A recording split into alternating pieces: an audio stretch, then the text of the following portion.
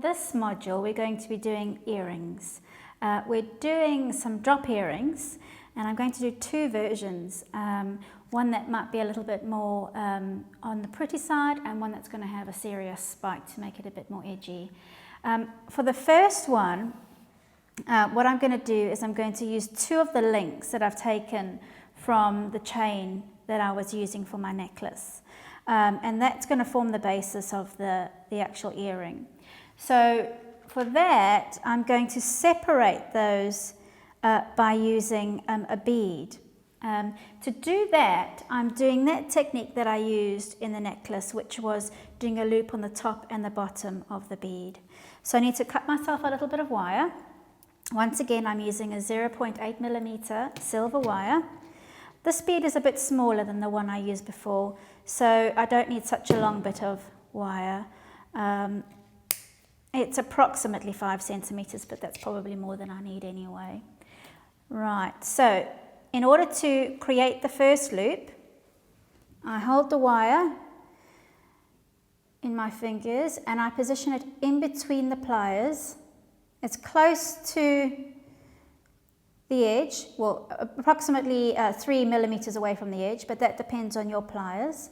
And then I roll my wrist, or I can roll the wire around to create the loop. I then want to straighten that up and make my question mark, so I'm positioning it in between the loop and tweaking it. And then I place the bead on that pin. I then want to do my 1 centimeter above the bead. So I'm using my forefinger and my thumb as a marker and securing the bead at the bottom as before. Trimming off the excess with my cutters and holding it down towards the table. And now I create my second loop. So it's a case of wire in between the pliers at the same position as before to maintain the same size loop. I actually want to just double check. I think that wire might be a little bit longer than I want, so I'm going to trim off a little bit more. And then, there we go. Wire in between the pliers and roll it forward as far as I can take it. And then straighten up that little loop with a little tweak. Right, now what I'm going to do is I'm going to link these two together. But before that, I want to make sure that my two loops are sitting parallel or running flat rather than slightly bent out of shape, because that means that my two chain links won't look like they're slightly twisted. So using my two flat pliers, I position one on each side on the loop and I just twist it to the way I want it to be. I open up one of those loops by pulling forward and pushing back. I do not pull it to the side because I'm undoing that circular shape that I did before. Slotting in my link and then closing that up. Making sure that that's very well closed so that it doesn't fall apart. If you've chosen a link, say for example in our initial sample, so this link here is quite chunky in its thickness, you then need to create slightly larger loops on the top and bottom of your bead. Okay, so in that case, when you're creating your loops on your pliers, on your round nose pliers, instead of being 2 or 3 millimeters from the tip, perhaps go a little bit higher on your plier and start your loop somewhere in the middle. That way you'll create a larger loop, which will then fit over that thick link there. So in this case, I've already attached my top ring. Now I'm going to attach the bottom one, pulling the loop forward to open it, slotting in the link or the chain piece and then closing it up again in the same way. I essentially have the basis for my necklace. Sorry, I beg your pardon, for my earring. Now I want to attach an ear hook onto that. So I'm going to select something that's best. Today we're using a fish hook. However, there are other options. You don't always have to use a fish hook, although in this instance it's best for this design, but you could possibly use a hoop. That's a real fashion piece, and you could really embellish that with lots of beading too. Put some beading along there, using that loop and eye technique. Another option would be clip on. So say you're making something for somebody who doesn't have pierced ears. You could then put a little jump ring onto there and then attach your earring onto there as well. You do also get stud posts that have a little loop on the bottom, which you could attach to there if that's someone's preference too. But for the moment, we'll stick with the fish hook. Now, very often when you buy a fish hook, it's made from a hardened steel. So the wire is quite brittle. So when you open the loop on this fish hook to attach it to your earring piece, you've got to be a little bit cautious when opening it, because that hardened steel is quite brittle, and if you pull it open too far, it can snap that little loop. So open it just enough to allow that ring onto there, and then close it up again. And that should be more than enough to secure it into place. I'm then going to attach some beads at the bottom because I want it to match my necklace, and that's quite an embellished necklace. So let's lay out some designs and see what's going to work for us. So I'm going to use the same beads that I did before. That lovely fuchsia semi-precious. I definitely need a sparkly bead in there. I've already got my shiny purple, so I'll add another of the glass purples in there. And I think I might add in a little cluster of Swarovskis. I've positioned the pink on the side there next to the purple because I want to separate it from the pink on this side. Otherwise it's all pink heavy on one side.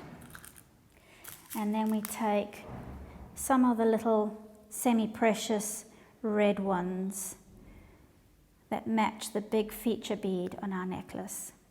As you can see, I've pre-prepared the little clusters for those ones, just to make it a little bit more quick and easy. And then here, I'm going to add in some little silver beads, and we'll see how we get on with that.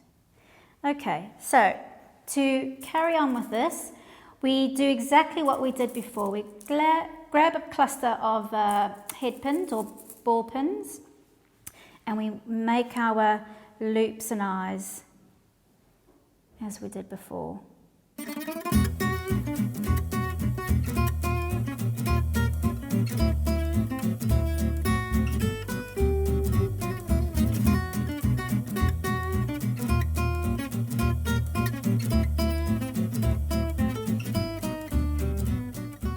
Okay, so now I want to attach my beads onto the actual earring structure.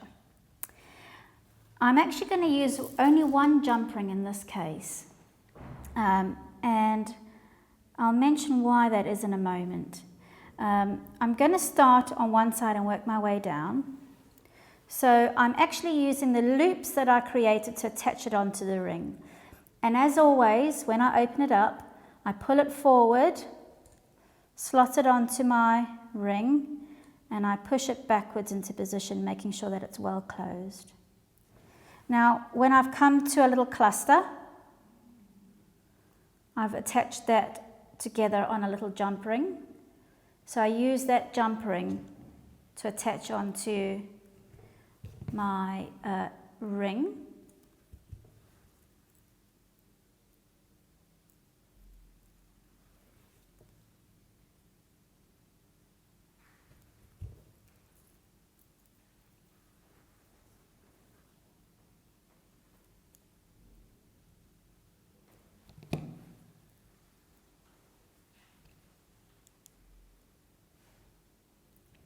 Now, when I come to the middle bead, I want that to drop down a little bit lower than the other beads, just to give it a bit more texture. Also, because the beads are so rounded, that when they're right next door to each other, they bounce off and push each other backwards and forwards. So by adding a ring on to the bead, instead of attaching it directly on to the earring, I'm giving it some length, and that way that bead will drop down and have a bit of dimension.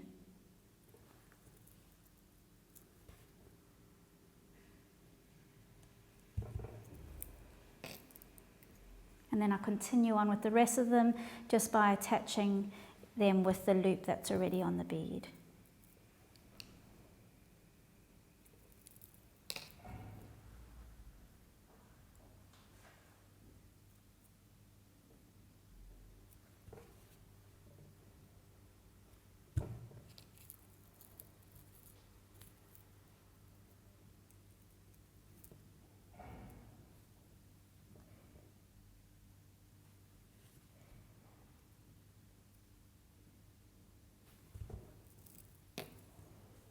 One more to go.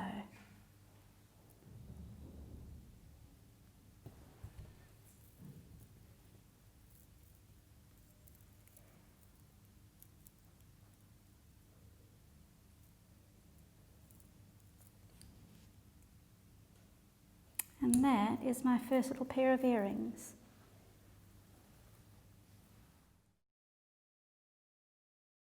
Okay, so now that we've completed our first earring, it's good to note that you're going to have to do the same again so that you've got a pair. Often when you have a certain design, you might have to mirror that design. So essentially that means flipping it over the other way around. Some designs don't really require that, but do keep that in mind when you're going to do that, particularly if it's something that's going to be completely noticeable, or if it's a certain kind of charm that needs to be reversed in the opposite direction. For our next version that we're going to do, we're going to stick with this, and I'm just going to modify it a little bit so that it's easier to see how we get about to do that.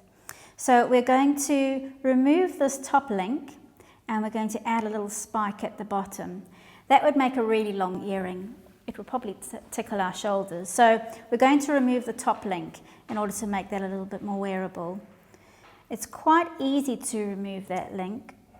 So we just pull the little loop on in the middle bead open and remove that. I then actually want to attach another ear hook, but the only thing is that that loop is probably going to be running in the wrong direction. If I attach that ear hook there, it would mean that it would sit sideways. So I now have to twist my loops in such a way that I have one loop going that way to secure the link at the bottom, and the other loop would have to be twisted that way so that it could attach onto the ear hook. So it's a case of putting your pliers on each loop and then twisting the one that you want in the other direction in that way. Let's just double check that that's going to work. Yeah, that will work well. So now I open the loop on the bead. That's always preferable because the pins or the wire are softer, more malleable than the hardened steel on the ear hook, which has a tendency to be brittle. And then I'll make sure that that is well closed. Okay, that in itself is a sweet little earring, but we do want to add our little spike on the bottom. So what I've done is I've prepared another bead. It's the same size bead, but whereas this bead here has just got the head pin or the ball pin in it, I've created one that's got a loop on the top and the bottom. So I'm going to remove the first one.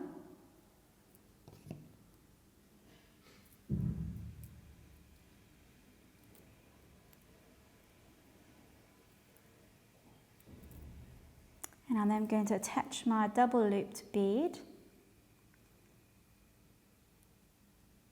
by pulling the loop open, slotting it onto that ring that's there to give it extra length, and closing it, making sure that it's well closed. I then want to attach my spike. So my spike has got a little loop on the top. It should make it easy for it to attach onto the loop on the bottom of the bead. Slot that into position and close it up. And that way I have a nice spiked earring.